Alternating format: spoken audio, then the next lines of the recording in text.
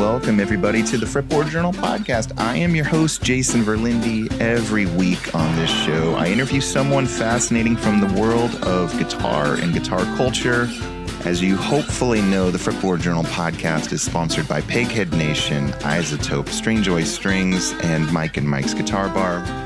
And today on the show, I'm talking to Mike Ball of Mike and Mike's Guitar Bar. Now, I got to admit, Mike and Mike's is literally, as the crow flies, the closest guitar store to where I'm sitting here at the Fretboard Journal. They are located here in Seattle, Washington. Because they are sort of the local store to me, I have watched them grow over the last decade exponentially out of a garage where they originally were serving the occasional beer or cocktail, hence the bar part, to an incredible store in the Fremont neighborhood of Seattle. They also have this kind of unique point of view, which I think is pretty interesting. They bring in guitars from Japan. They've got a wide array of vintage guitars, but they kind of know what their wheelhouse is. They're really eclectic. I had no idea just how many instruments they had in their inventory. So I wanted to have Mike on the show, and that is the conversation you're about to hear. I get to ask all the dumb questions as a non-guitar store owner as to how a store operates in 2023 and now 2024. And it was a lot of fun. Before we get to my conversation with Mike, I just want to thank you all for what has been an incredible 2023, our most downloads ever. I feel like it kind of started with the G. Weller episode that we released back in April. We've had Hand Habits. We've had Guru Singh, the yogi. We had Matt Sweeney of Guitar Moves just in the last few months. It has been such an incredible ride. And for 2024, I assure you, we are going to continue to mix things up. This is not a gear podcast. There are plenty of those that do incredible work. We're going to have fun meeting interesting people in a unique way on this podcast. And I'm so glad you're here for the journey with me. Now, like I said, you're going to love hearing from Mike and Mike's Guitar Bar. They're sponsoring the podcast. If you are out there and making lists, making resolutions for 2024, and one of those includes being a better musician, Peghead Nation has you covered. You can get your first month free or $20 off of an annual subscription with the promo code FRETBOARD when you check out. Isotope also has you covered. Use the discount code FRET10 when you check out to save 10% off of Isotope. And Stringjoy Strings has you covered too. If you use the discount code FRETBOARD, you can save 10% off of your first order at stringjoy.com. Maybe your New Year's resolution is just to finally change the strings on that one guitar or mandolin you barely ever touch and you know it needs a string change. Stringjoy has you covered. Now we're going to hear my conversation with Mike Ball talking about all things running a guitar store. I learned a lot from this conversation. I hope you will too. We have a ton of fun episodes in store for 2024 already. So my ask for you all is, if you love the show, leave us a review over on Apple Podcasts. It goes such a long way towards helping others find it. And if you really, truly love the show and want to support it, we do have a Patreon for it. I'll include a link in the show notes. Now, here's my conversation with Mike Ball of Mike and Mike's Guitar Bar. Mike Ball, welcome to the Fretboard Journal podcast. Well, thanks. Happy to be here. So I think your story and the Mike and Mike stories is super fascinating because, and my timeline is probably way off, but I can remember, and it doesn't feel like it was that long ago, you guys had a store in a basement of a modest house here in Ballard, Washington, outside of Seattle. Yep. And it was funky and, you know, what you would think a couple of guys who love guitars and start selling guitars. It was sort of just a homebrew operation. And now there's this like crazy store in Fremont. How long ago was that chapter? That was almost 8 years ago. Okay. Now, but it was a solid 5 years in the garage before we moved out to our current showroom and started building that space kind of room by room to what the operation is now. But I love the garage. People are still sentimental about those days. I remember going over there by myself, sometimes with Bill Frisell, and you'd have to bang on the actual garage door and have somebody roll it up. Like it was a whole thing. Oh yeah. I mean, I mean, I had just gotten off of tour. And it was like Christmas Eve 2011 down in Fremont. And I was having dinner with my family and I was like, no, I think I'm going to open this guitar shop and we're going to call it Mike and Mike's Guitar Bar. And of course the other Mike Adams was on board. And my girlfriend at the time, she was traveling the country as a physical therapist. And I found a little duplex in Ballard and I shot a little video of it. And I said, hey, why don't you come here to Seattle and we'll live together and I'll start a guitar shop in the basement. And what do you think? And she said, yeah, that sounds all right. And that's my wife. So you've picked that house out to rent because you thought you could operate a little mini guitar store in it? Yeah, well, it was right at the end of a row of businesses, and I was like, well, there's businesses and there's a garage door right here, and we can figure out the rules for what a home business signage could look like. And if I just opened up this garage, maybe we could do something here. I had no idea. I assumed you were just living there already, and the little homebrew operation grew. But you picked the place out for potential guitar store ownership. That's cool. Yeah, I said, hey, there's maybe 400 square feet in this basement. That seems like a responsible place to start a company. It was a classic Seattle 40s or 50s house or whenever, where it probably couldn't even fit in a normal modern car in the garage anymore. It was very narrow, but it's extremely long. Yeah. So that we were able to fit like storage, a shipping department, and like a wall of 40 to 50 amps just right there in the garage before you took a hard turn into, I mean, we had 4 people working in there. We had guitar repair going on. We had shipping. We had, a showroom in quotes. Yeah. People would come in and we would interact with the public in that space. I mean, everything was happening in 400 square feet for 5 years while we built the e-commerce side of it and had something that was sustainable. And really, there was just no way we could continue operating in that space. Yeah. Once it grew, as it so grateful that it did. And then you didn't really go baby steps when you moved out. You went big. Well, we looked for almost 2 years before we found the space in Fremont. And I mean, it was an absolute dream to find a space that was like a little, almost boutique-y, early 1900s, 900 square foot showroom, but that had this huge 2-story building built on the back of it. So you got to come in and you got to feel this warmth and this intimacy of the space. But then you had all of this room to actually, for the operation to grow and exist. And we built that room by room. I mean, when we opened in Fremont, it was just really that 900 square feet right in front. And then we methodically kind of themed and built out every space of it as the business, required that need. And you guys kind of occupy, I mean, every big city has a handful of cool guitar stores. Seattle is no exception, but you guys kind of occupy a unique place where I feel like you kind of had more of a national and international presence before you even had like a local presence. Is that true? I think that's absolutely true. I mean, since we built it on the e-commerce side and we built it to be sustainable in that way. But for me, the most feeding thing is actually, showing people through the showroom and kind of guiding them through that experience. So that was something that I just wanted to kind of feed the soul of the business, was to have that physical presence in a place people would come. Because I mean, even when we were in the garage, people were coming from all over the world to come to the garage, which was hilarious. Like, we come from Australia, people coming from Europe, just wanting to experience, I've got to imagine it's similar to fretboard, where there's this intimate space and people know this outsized impression of it, and they just want to come and be in the epicenter of the thing. Yeah. I'm still in basically a garage though. Oh, no. we didn't scale up. What does Mike and Mike's look like now? How many employees? How big is that space? So, sorry, I keep clearing my throat here.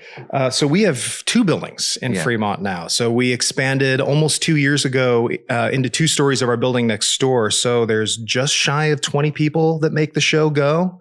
And 2 buildings, 2 stories each, 6,000 square feet, something like that. I mean, it never ceases to amaze me. And I'm humbled and gratified that people trust us and continue to bring their business to us so that it does continue to grow in this way, because I could have never expected it to be where it is now when we came out of the garage days, for sure. But it continues to delight me how much trust people put in us and how we can continue to grow the thing.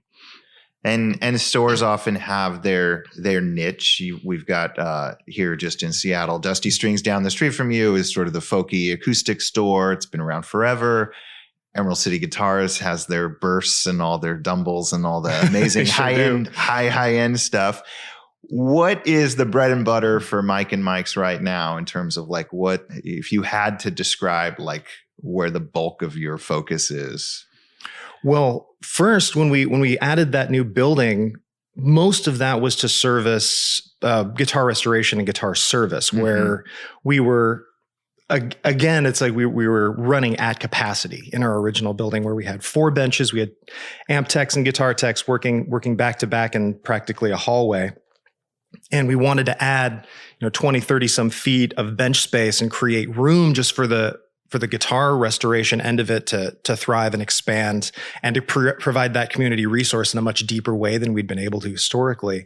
So that was just a huge component of that expansion. So we could have, we have as many as 7 techs in-house to make it go, because we see 200 some pieces a month, and I'm not talking pedals and bits and bobs. I'm talking guitars and amps and synths and combo organs and whatnot. So it really takes a village to make it all happen at the level of quality that we want to, at the curation and the vetting to make everything the best it can be. Yeah.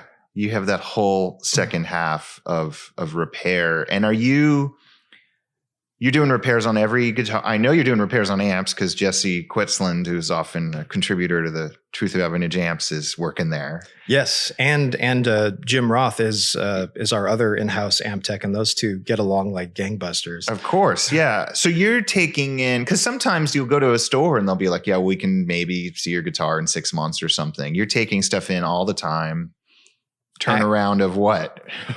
We try to keep it to as low as 3 weeks is ideal. 2 to 3 weeks would be amazing if we can keep that turn. Sometimes it balloons out to about 5. Yeah. But we can have as many as 100 customer instruments in the queue and amps and things at any time, in addition to 200 pieces of gear coming in the door every month that all need very specific attention. Yeah.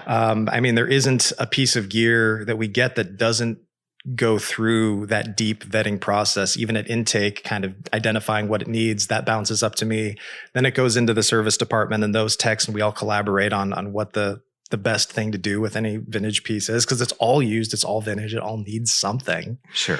And, then it bounces over to photo, and we really do the forensics. We take it all apart. Then it goes to myself and our other copywriter, and then we do a whole nother round of QC and vetting and asking questions. That all happens before anything even gets presented and out there to the public. So where do you guys, I'm always fascinated, because like guitar shows, I think, are kind of a shell of what they used to be.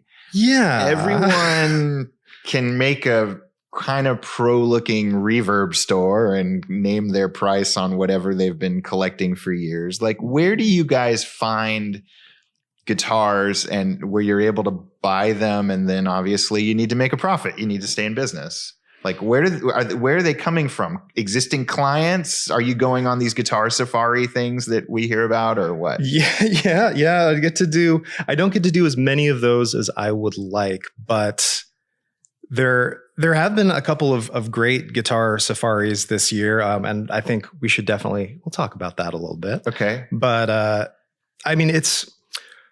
I'm pulling from every conceivable place you think you could possibly get the gear, whether it's kind of canvassing the normal places where we could all find gear online, or all local sources, or we have a worldwide network of consigners that is hugely important to us. So people that see the way that we represent gear, they want their gear to be represented as warmly and accurately as the other things they're seeing on our site. And so we'll bring those in and do do the same thing as we would with anything else. And So we're deeply grateful to that network of people, which has just continued to grow and grow.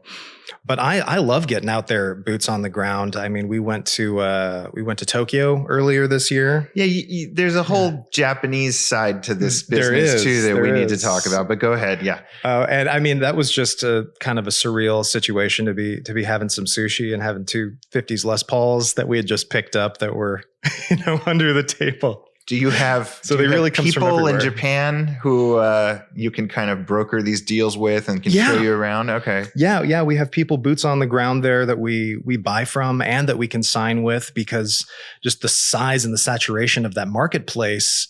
For one, there's obviously Japanese-made guitars. There's everything that Fender Japan does. There's everything that Gibson would do under their kind of Japan-exclusive Epiphone banner or Orville.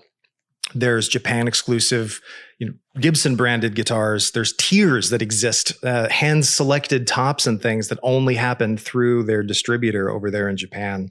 There's, Rickenbacker exclusives. There's Gretsch that's made over there. And then we're not even touching all of the lawsuit-branded, your Greco, Bernie, Tokai, and then your kind of legacy Japanese brands like a Gaiatone or Taisco or something like that. So, I mean, just there's this incredible breadth and depth of really interesting pieces that we don't necessarily see as much of over here. So that was something really early on with Guitar Bars. We started learning as much as we possibly could because a lot of that information wasn't even translated. Yeah. And bringing those things over and saying, these are really interesting and there's a ton of value here. And then a lot of people in Japan caught on to that and said, hey, you're doing a really good job with this. Can we sell you more of these things? Can you represent these things for us? And it grew very organically. So give us the 101 on these, because I've seen them on your site over the many years. And like probably a lot of guitarists, I kind of just nod my head like, oh yeah, Japanese only market, Fender. Mm-hmm. But I don't really know, I mean, is Japan the only country where a big brand like Fender will be like, we're going to make an exclusive colorway, and it's not a cheaper guitar by any stretch. Not at all. Like, what is the story with these things? To the best of my knowledge, and I'm sure there must be other examples, I think probably on a smaller scale, but to the scale that the biggest guitar brands in the world do things that are exclusive for Japan, I can't think of any other analog to that. So Japan, you've got collector culture, a love for things American, high quality. These are guitars made in America for Japan with special doodads and color patterns and stuff, or there's both. There's both that are happening. I would say the bulk of it is going to be things that are happening in Japan, marketed to the Japanese domestic market, made at those factories. But there are absolutely, like, for example, before they were doing the thin skin line of Fender offsets in the States with matching headstocks, you could get the Yamano marketed within Japan, Yamano exclusive Jazzmasters and Jaguars in custom colorways, with matching headstocks. And so these things kind of existed in a vacuum in Japan, necessarily before they existed over here. But Fender Japan is really currently operating on kind of they're creating the scarcity of these things. They're doing ridiculously short runs for individual vendors over there. And a lot of these colorways, you see them for a day and then they're gone, or they'll do an exclusive for their website where you have to have an IP address in Japan where they'll make... Really? Yeah. Where they'll make 15 guitars. They have a whole art canvas series where they have different artists they'll commission to do some really exotic stuff on Esquires and Tellys mostly. And they'll make 15 of them. They'll make 30 of them. Okay. And it's really beautiful, unique, dynamic stuff. And, we want to provide the opportunity for at least a couple of those to be available in the States. So we'll work with our people over there to bring them in. And my impression, and I'm sure there's a wide array, but my impression is these aren't like custom shop price. They're like more affordable even when you, right? Yeah, for sure. They end up, once we take care of, all the associated costs and whatnot, it ends up being something we can market around the price of a USA mainline Fender instrument, not even like an American vintage or something. So this is where a dealer like you really comes into play I mean, as if it wasn't daunting enough for the average guitarist to figure out just the typical Fender domestic line of like, where does this guitar rank? Sure. Now we've got overseas guitars that might rank higher but be priced less. It's all crazy. It's incredibly dense, and that's part of kind of what's exciting about it is being able to not necessarily be an authority, but be able to be a resource and be able to provide that information with as much clarity as possible. Yeah. Because especially in a day and age where we don't really have physical catalogs anymore to go to, that information can be there and gone so fast and not even translated into English. So we're really grabbing this information in real time and providing a record for it, because otherwise it can be very hard to research some of this. And dare I ask, does Fender hate that these guitars end up coming back to the States and getting sold through you? I've never heard any. No, I mean, it is a global economy. Yeah, it's going to move around. The displeasure has not been voiced in my direction specifically. Okay, so I'm sure. I hope that they're happy to sell guitars and that someone's celebrating these instruments that might otherwise not make it here. So when you personally go to Japan, are you also buying a whole bunch of Gaietones and Taiscos and all the other Japan-only oddities? A little bit. We have to be pretty choosy with those because a lot of them, certain things like Gaietones are beautifully made instruments, but you also can end up with a lot of things that need fretwork from Japan, especially guitars from the 60s and 70s. You get these really tiny low frets. And so we're always balancing what is this ultimately going to need restoration wise to play at a level where we feel confidently that we can sell it. And that's not always the case, especially with Taisco. But we are in a position where we will do things for the love of the game at this point. So I just want to see everything go and be the best guitar it can be. And I think it drives certain teams of mine crazy. We're just gonna do it anyway. Yeah. Because it's exciting and it's fulfilling, and that's what we're here to do, is to, create some spark of joy and make guitars go. Totally. You guys, do you carry any new guitars? No, not really. We'll take a case-by-case basis. We'll take some things in, usually on consignment from like smaller luthiers and things like that. But 99.9% of it is all used in vintage. And as much as we leverage the Japanese guitar angle, I think as much to fill an informational void and to put useful information out there that maybe doesn't exist elsewhere. I mean, so much of what gets us going is the classic American guitar brands. I mean, we do so much of that.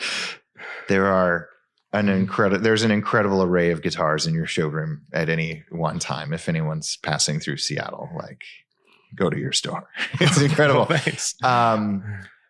What is the percentage of acoustic to electric that you sell? Ooh, that's a good question. I would say it's probably 4-to-1 electric. Yeah. But that can be a little bit deceiving in the sense that, we have as many as, 700 or 800 instruments in the showrooms and under the roof at any given time. So, I mean, there's still it's a lot of guitars.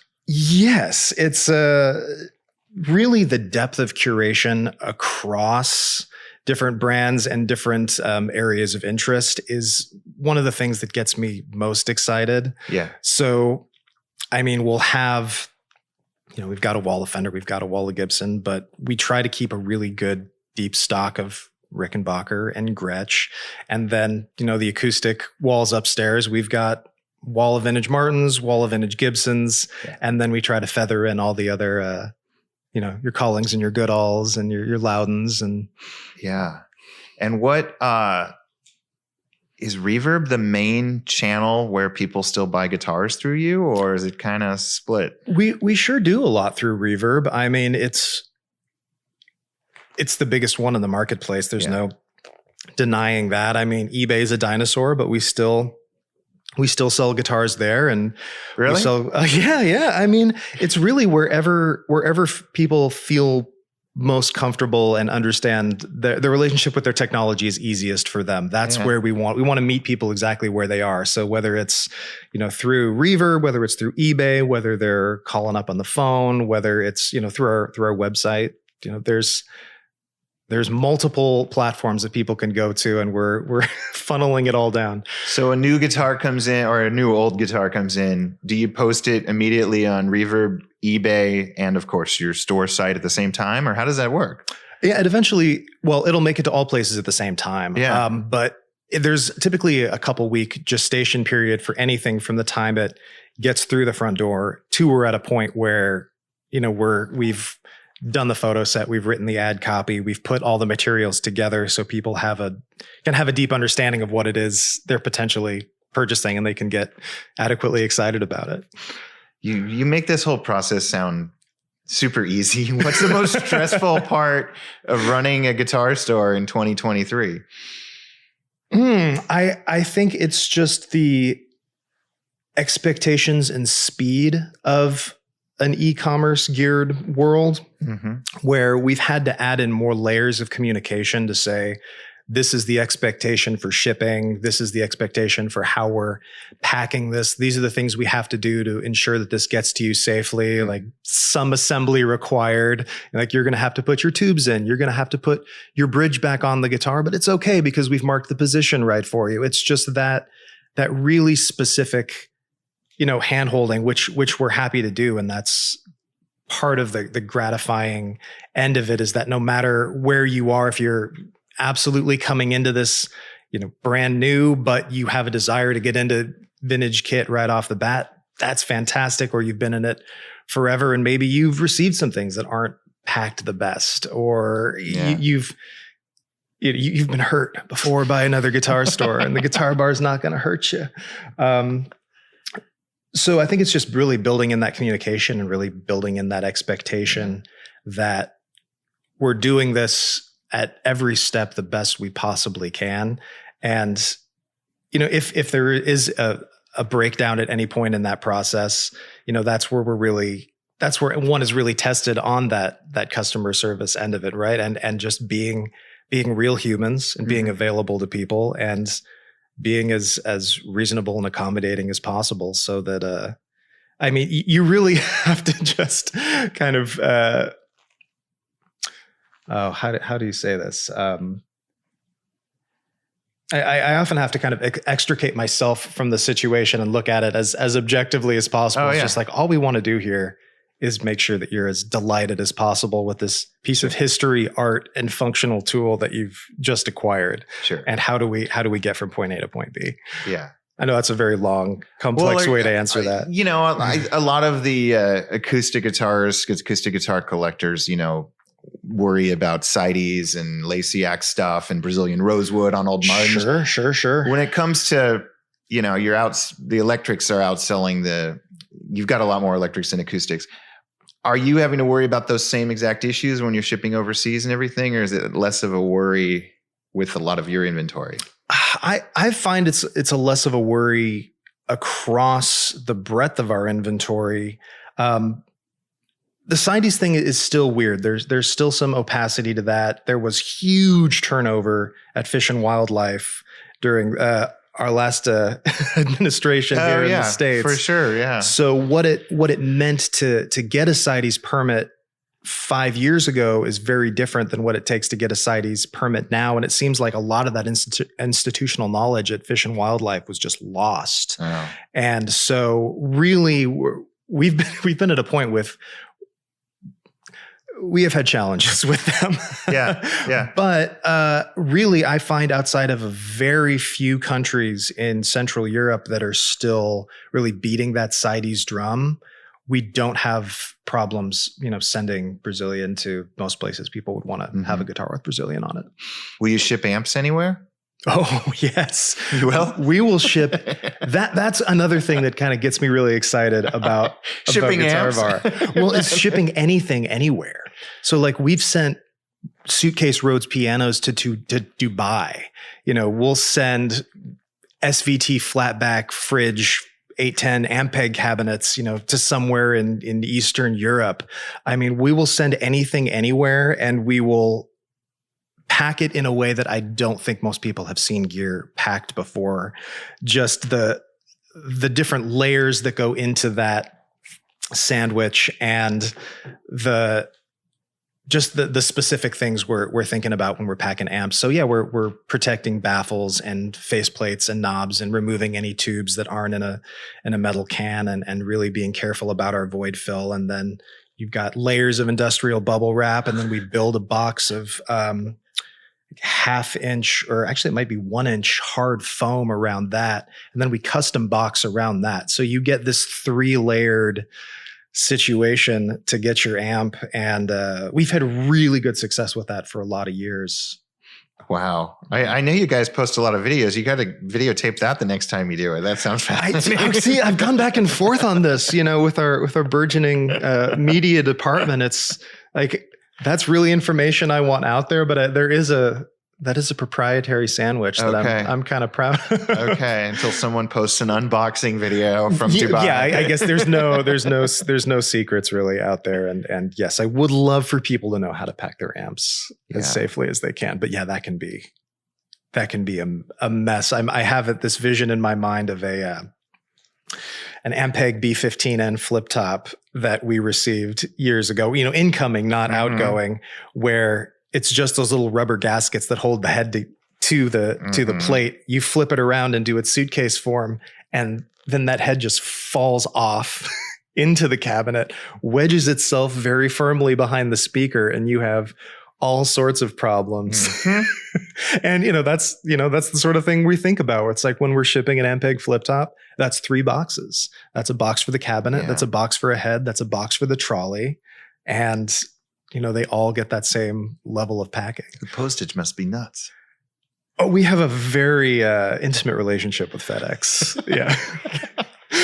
I mean, I'm not saying you're gouging anybody. It's just like the shipping must cost as much as the amp or whatever some of the time. We definitely get folks who don't understand why we need to charge what we charge for shipping. And it's definitely a combination of materials that other people aren't using, the base rate, the labor that's involved, because we can spend, packing a Rhodes is a day. Yeah. For as many as 2 people to get that thing out. So I mean, really, the labor cost is significant, but there's many different ways to run a guitar shop, Jason. And I don't think we can be accused of doing it in the least expensive way possible. I think we probably do Well, yeah. I mean, the most common thing I see when perusing vintage stores is like, pickup only for amps. I mean, that's just the most common thing. That's become a huge thing over the last few years too. Yeah. More so than I've seen in the past. I feel like over COVID, I really saw people starting to draw a hard line there and saying, we're not shipping amps anymore. Yeah. You're an analytics driven guy. You've got 800-ish guitars or instruments at any one time. Like, what is the one thing you just cannot keep in stock right now? Like, what's been the hottest trend of 2023? And maybe conversely, what's been the thing that maybe was hot a few years ago and is sort of slowing down? I would say kind of the thing that we move the most of right now are probably Epiphone Casinos. Okay. And that's across, and Gibson ES330s, like a lot of thin line P90 equipped Gibson Fully Hollows tend to be a really what's driving big that thing for us. Well, I think it's the breadth of options available for starters is that, yes, we can have your USA vintage model. We can have your Japanese models across a couple different factories. Even the ones that they used to make in Korea at Peerless have gained a real notoriety, and people are recognizing a lot of value there. So I think it's being able to get into something that has some real character and some feel to it. They haven't made it for 10, 15 years at this point for any of those iterations. I mean, obviously there are still some casinos being made currently, but that you can get into this exciting, almost visceral vintage guitar thing at a level that maybe you couldn't with some other analogs. So those have been really wonderful for us. I mean, historically, Fender offset guitars. I mean, that's what we built the Guitar Bar on. That's the firm foundation of Guitar Bar was understanding your Jazzmaster and Jaguar, and Michael and I both being deep Fender offset enthusiasts. That has been a through line for the last almost 12 years that we've been doing Guitar Bar now. That doesn't seem to be slowing down. No. And I always, because that is something that is an expectation of Guitar Bar, I want to have as deeply curated a selection of those as possible. Sure. And because the Japanese angle of it is so, we're becoming more and more known for that. I'm trying to keep as many of those short runs in as possible. So it's not like you're going to go to the site and not find a deep, we're not going to be sold out of Jazzmasters at any point. Yeah. At any one time, how many of these Japanese only market guitars do you have on average? Like a few? I would say safely maybe 40 unique examples at any given time. Okay. We go. This is a big part of your quest. Yeah. Well, it's fun. It delights us. It delights the people that get the guitars. Plus, we get to do all of the offset upgrades that we would typically do to anything. Where we have our Lawler and our Curtis Novak pickups on hand. We have our Mastery bridges and vibratos, and no matter, and I'm sure you've run into this as well. So no matter how well purposefully built an instrument is, people still want to make it their own, and they want to make those tweaks, and they want to make those upgrades. Yeah. And so these Fender Japan guitars, they're awesome right out the gate, but there are of course things that one can do, and we like to provide those things, have those things in house. And so, do you guys have like a shipping container a month coming or something? We get boxes every couple of days. Okay. I mean, okay. And of course, there's this wonderful, local Seattle community. There's people coming in the door every day, and we have these opportunities. So it's not all cold and distant. There's a lot of warm, real human engagement. No, I know. happening. I'm fascinated by this Japanese market stuff. It's just like, wow, the logistics of just moving. I mean, you know how much of a pain in the ass it is to move a guitar out across a state. It's. I had to take a guitar out of my house and put it in my trunk today, and that sucks, man. I got to go to practice tonight. Come on. Yeah. Okay, so we talked about how the guitars come in. We talked about what's selling. What is anything that was hot 4 or 5 years ago, pre-pandemic, maybe like kind of fizzled out in your realm? That is a really good question. Or are there guitars that, somebody will try to consign and you'll just be like, I don't think this is going to sell anytime soon? Well, there is a lot of those guitars I will have if there's merit to them in breadth or depth of curation. Okay. So not only do we want to have, all the biggies, we have a whole room in the shop just that we call the robot room, because it has a robot on the wall. Okay. And that's dedicated to just like all your catalog guitars of the 50s and 60s, your Harmony, K, Silvertone, Dan Electro. We have one of the deepest selections of Mosrites you'll find anywhere in the world. And then a lot of our kind of more unique Japanese guitars will populate that room as well. And I don't necessarily expect those guitars to sell quickly. If I buy a K, I expect to be looking at that guitar for a long time. And I love those guitars, but I want people to be able to come in and experience those where they might not get a chance to elsewhere, or say, Supro National Resoglass guitars. Sure. Like, just creating that experience for people is more important than the expediency of turning a guitar around and getting it back out the door. Yeah. So there's a good chunk of the inventory that we have just to provide that depth and that geekery, because I want the opportunity to engage with people on those instruments that maybe they're not going to find somewhere else. Yeah. And how far do you guys go? Because you have this repair center.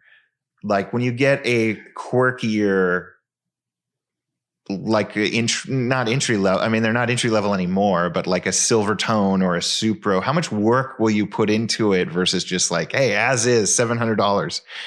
Yeah, we never do the as is thing. Okay. It is always go for broke with this stuff. Sometimes literally.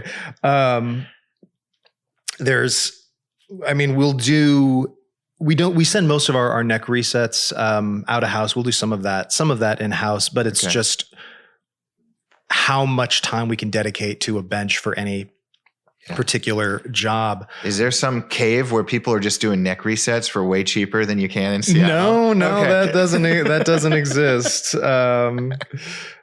But yeah, there's always that calculus with something like some Silvertone parlor where the neck is just bowed beyond repair, where I'm not gonna necessarily heat press it and refret the thing and reset it and do all the things that one would otherwise do to a guitar that, an old Martin or something like that. Mm-hmm. But I mean, we get that question a lot actually online of, well, what are you not telling me about this guitar? What am I not seeing here? And it's like, no, you actually are. Yeah. This is everything. We've been inside this acoustic with the mirror, and we've made sure that every brace is doing what it needs to do, and every crack is cleated or repaired. The pick guard is relaxed. The bridge is reseated. The saddle is at the proper height. The geometry is where it should be. There was one guitar that we did a video on last year. This is kind of a good example of the go for broke. Okay. I was called out to, I got a call from someone who their family member had passed away, and they were out in Colorado, and they had two 50-foot trailers that were out in the heat that were full of this person's gear, and they didn't know what to do with all of this. And I said, I don't want to be insensitive to the situation, but if I were to get on a flight tonight and be in Colorado tomorrow, would that be okay with you? Am I providing the service you want me to provide on the timeline you want me to provide it? And they said, yeah, that would be great. So, showed up the next day, and the cases were the right colored Solex and the amps were the right color tweed. And we worked out this whole situation and packed 17 guitars and 20 amps into a vehicle and drove them back from Colorado. But the one thing that was in there was a Epiphone Frontier from the 60s, dreadnought acoustic, that didn't have a top. Oh, it was the neck heel was split in half. It was the back and sides and the neck with the tuners on it. And I said, well, I can't leave this. Yeah. Like, this needs to be something. Yeah. So brought it back in the passenger seat with me, and it hung around for a couple years. And then these are the sorts of vintage restoration angle of it is a sort of thing that just gets me really excited about working with all of the talented people within our community to stretch them to, hey, have you done this before? And would you do it? Yeah. And would you mind putting a new top on this Epiphone and creating the right bracing pattern and the multiply binding? It's top now. You got to do something with it. Yeah. So we had a new top made for it, right binding, right bridge cut, right pick guard, with all of the lariat and cactus and everything that an Epiphone Frontier pick guard should have. And, had our good friend Joe Riggio spray the lacquer to get that very authentic, very specific Epiphone sunburst that's different from the Gibson bursts of the 60s. Mm-hmm.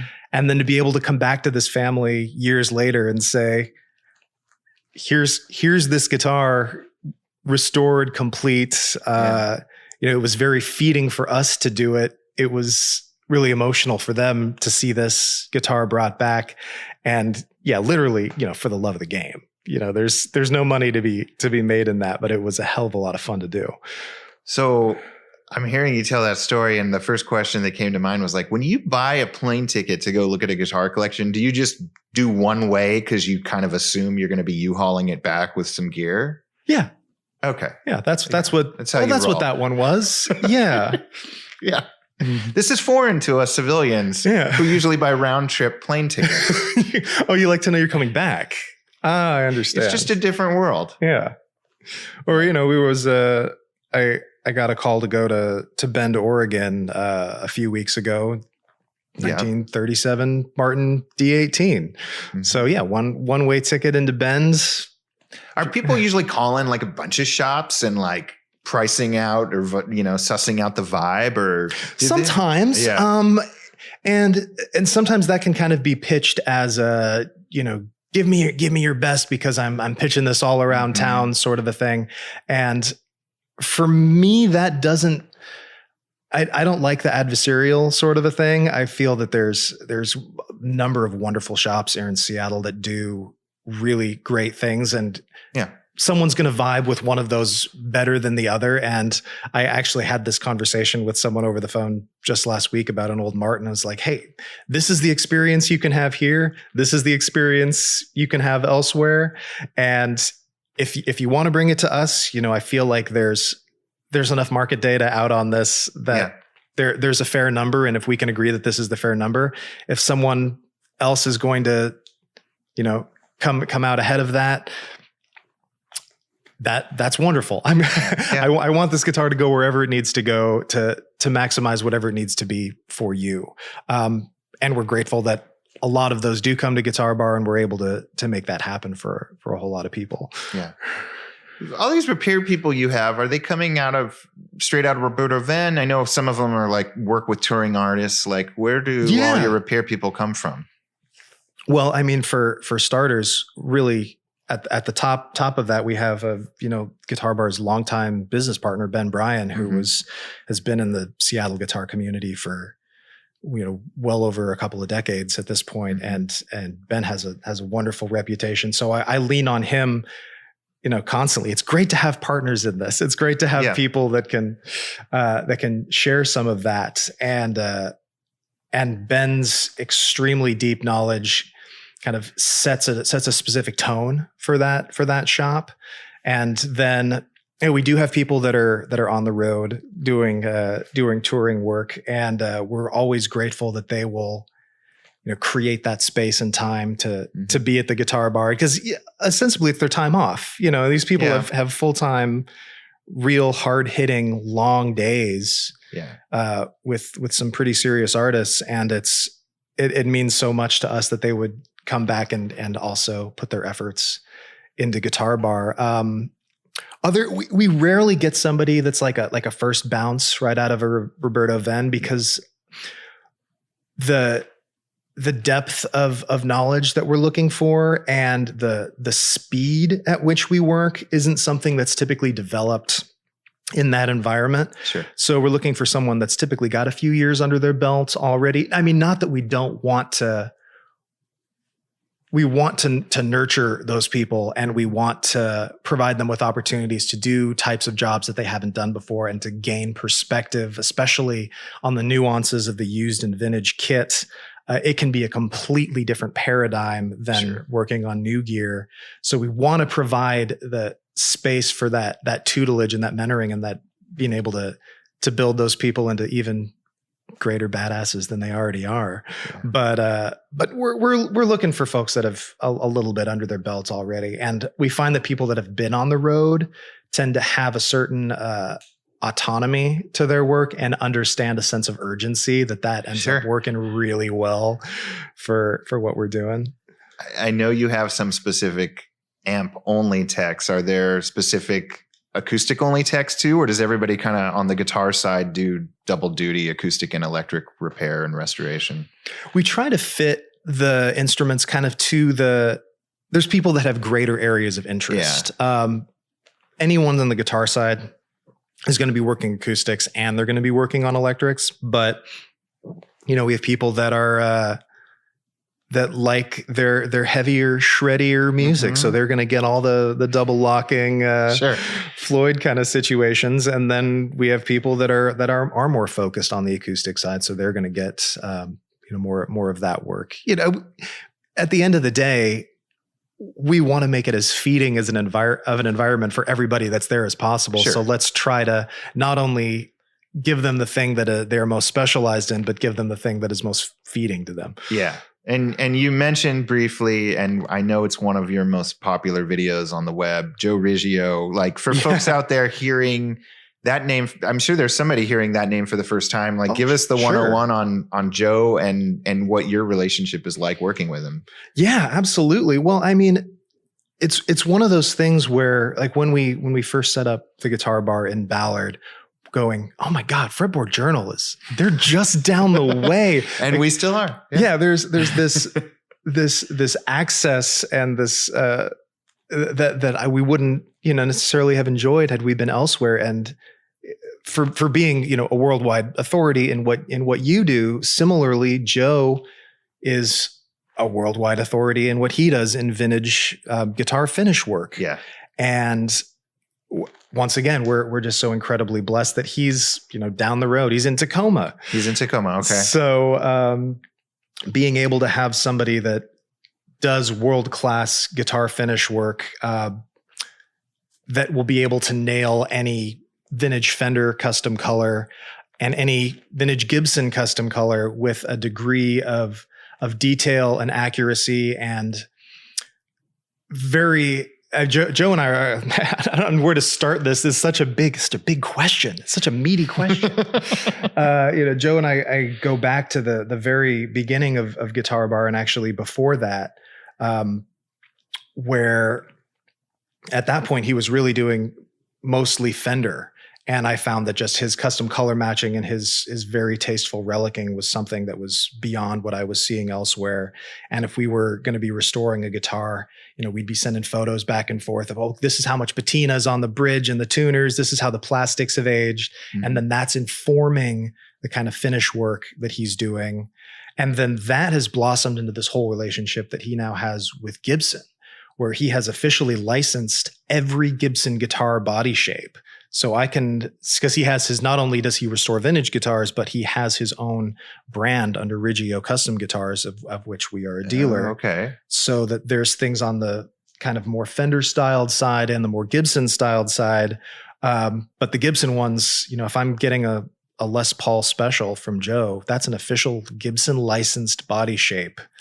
And Joe has this relationship with Matt Kaler and the Gibson Custom Shop. So let's say you're buying a brand new Murphy Lab aged gold top. Yep. The gold top formulation that Gibson is using is Joe Riggio's gold top formulation. They went to Joe and said, we can't get this right. Can you give us your secret? So he's just one of those magic people in the industry that we're so lucky to get to work with on restoration.